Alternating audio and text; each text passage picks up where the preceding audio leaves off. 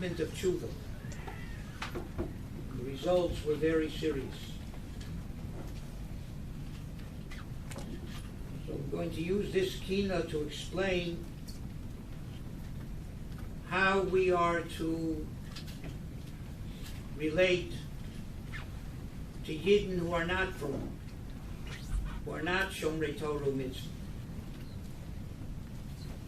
There's all different kinds of Yidden who are not from.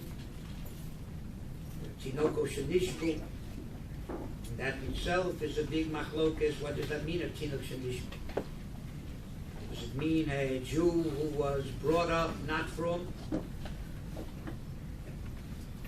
taught that it's okay to do what he's doing because he's not Orthodox?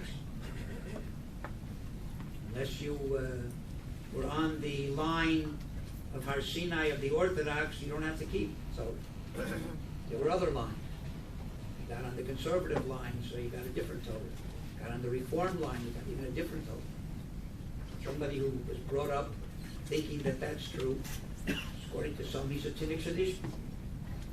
According to others, it has to be somebody who never was familiar with Frum Yid, never knew what Torah was, didn't see it, didn't live amongst the Yidden who were Shomrei Torah.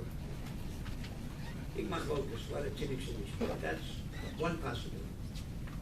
Then there are Yidden who do know better, and they are over Yaveira. And then there are Yidden who are from Yid, who are also over Yaveira. Rosh, halachically, is somebody who is over Pashtus and Issa D'Oraisa, that everybody knows is Osir, and didn't do tshuva. And even if he's a tzaddik, gomer, and everything else, he has a din of a Rosh. How do we deal with Rishoyim? Sometimes we have to know these halachas and know how to deal with ourselves.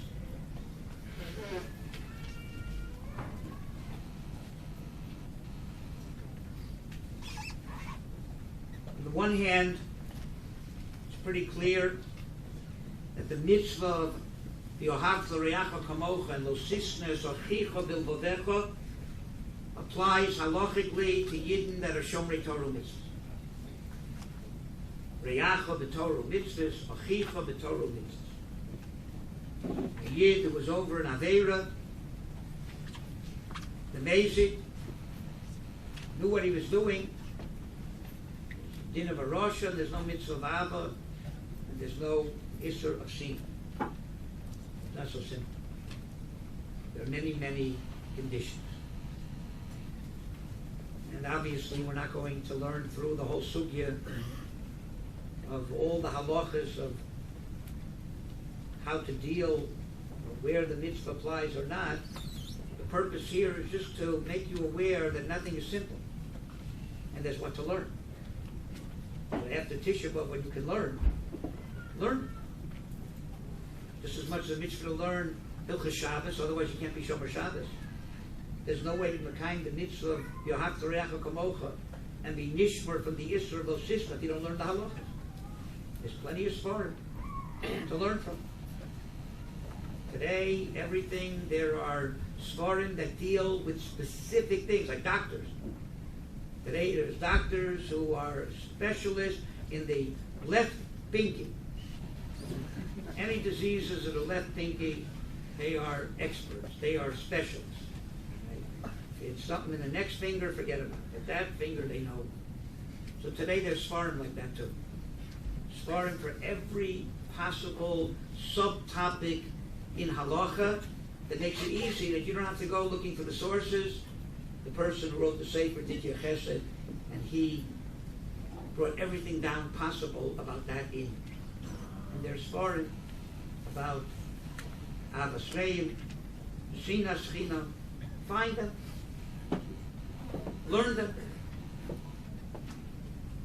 So on the one hand, yeah, there is such a thing, that the mitzvah of Ava and the Isser of Sina doesn't apply to Abar Yonim. Mitzad Sheni, the Svarim say that it's Nachon, the Galus Geula, the Yazer Lohem, Mishum Darchei Shalom V'Kiruv. There's an idea of showing love and helping people who are Baryoni because of Darchei Shalom, because of Kiru. The Moshe Cordovero says that you have to have Rachmanis and Chotim and not be Mavaza anybody. The Chesed Lavrom, the Chido's grandfather, says that even Rishoyim should be makir their milas. It's not black and white how you deal with a person who's not frum. That just write him off. No mitzvah of Ava, no Isra Sina, and that's it. Not so posh. Some people hold that it only applies to apikursim and meaning. Somebody who's machti es harabi and okir the Torah. Because on each hold like that. For various reasons. Bisman hazeh, this inyan that Avas Reim doesn't apply, and Sina doesn't apply, only applies to those kind of people. Not everybody is like that. In fact, there are very few people like that. Unless, as the Nitziv says, you think that everybody who's not exactly like you is an Apikoros. Then it's very easy. You know, you can hate everybody, because everybody's not Apikoros except you.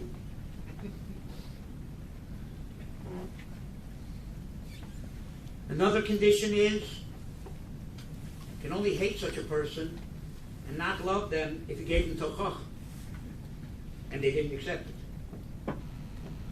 The Chazon Ish holds Bisman Hazeh, there's no way of knowing if you were Yotzei the mitzvah of Tochach or not, because maybe it's not that he didn't accept it, you didn't give it right. Could be that the real effective Tochacha is not going to a person saying, you're a terrible Mechal Shabbos, why don't you become Shomer Shabbos? Could be that that is not exactly effective Tochacha. Could be. Maybe the only way that you can get that person to really realize the beauty of Shabbos is by throwing stones at him. Could be. I don't know exactly what the greatest effective method of Tochacha is. There are all different shittas. But it could be that neither of those ways are the effective way.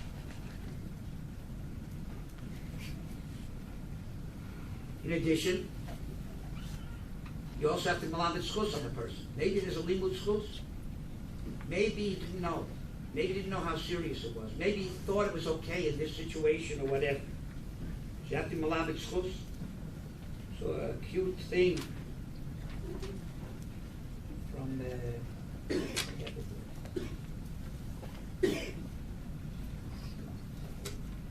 Matisyahu once saw a person eating on Tisha B'Av.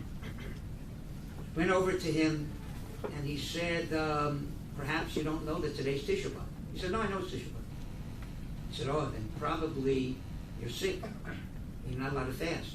He said, no, I'm healthy as an ox. He said, then perhaps, I remember what the other thing, we went to the whole thing. And each thing the person said, no, I know exactly what it is, and I'm healthy, and I know you're not allowed to eat on Tisha B'Av, and I really don't care.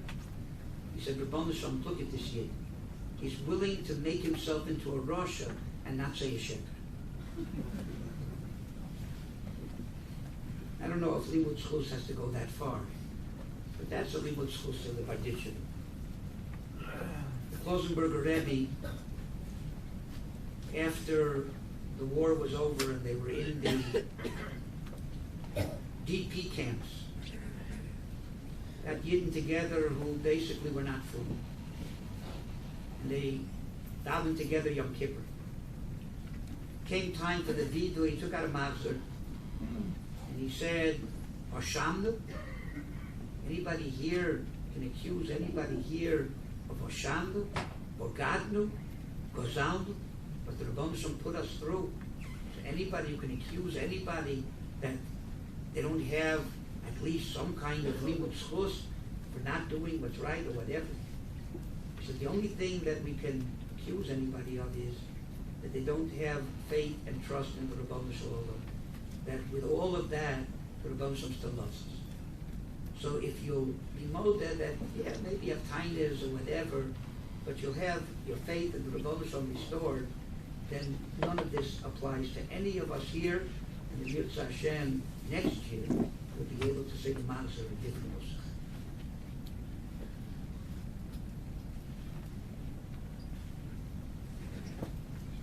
The Dubna Maggid says that the only time that you can hate another Jew who's an Abari is if you know there is absolutely no secret that he's going to do tshuva. With a chance of the tshuva, then who knows, and tshuva helps the mafreya.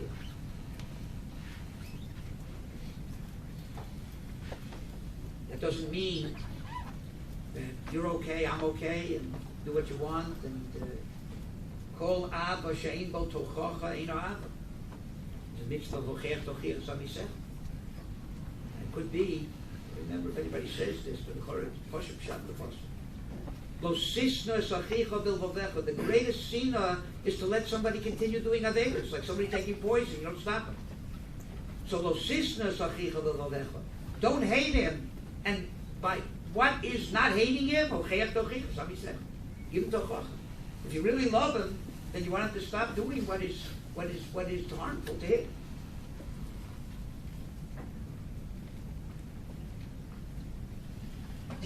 With all of that, even though you can't hate the Rosh, but you have to hate his rishus. What's the toelis of hating a Rosh? First of all, that you don't become complacent in Torah, that you hate rishus, that you shouldn't be complacent and rishus in the world. It's okay. Secondly, you shouldn't be influenced by that person's rishus. Separate from him to a point where you don't become mushba. And also, that if people see that you ignore what he's doing, then maybe they'll think it's okay to do. So it'll be mashpia bad on other people. Another reason is that sometimes by separating and showing the person your disgust for what he's doing, it'll give him the incentive to do tshuva. It'll give other people the incentive not to do that. It used to be that intermarriage was so unusual that the way to combat it was to sit shiva for a person who intermarried. That made a statement. First of all, the person knew that he was, that's it. They sat shiva for him. Maybe he'll take it to heart. Maybe it would have to make an impression. And other people would know that if this is what you do, this is what happens. It was a deterrent. Today, according to most shittas, that doesn't apply. Intermarriage is so common. You're not going to stop anybody from intermarrying because you're sitting shiva and what it is. They have no idea what you're doing. Why should they care? Nobody's not going to intermarry with somebody else at shiva or whatever. Today they say just the opposite. If you want to save the person, most of these marriages don't last too long. Right? Before you turn around, most good marriages don't last too long. So kol shekei, the ones that are on shaky ground, they're already writing the prenuptials before they get married because they have to already start with the divorce before they get the kedusha. So the chances that the marriage will last are pretty flimsy. So maybe you'll get the person on the rebound.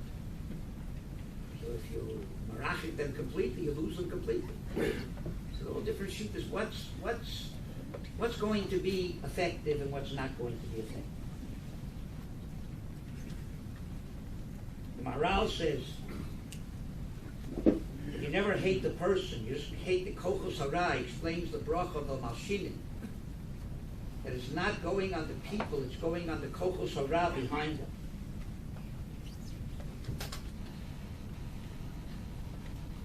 Menachem Mendel Vitebsk says, a person should never be mislotziks on any human being, even a Rosh. It's not the purpose. You never know what will be mashpi on a person, especially in Yiddish.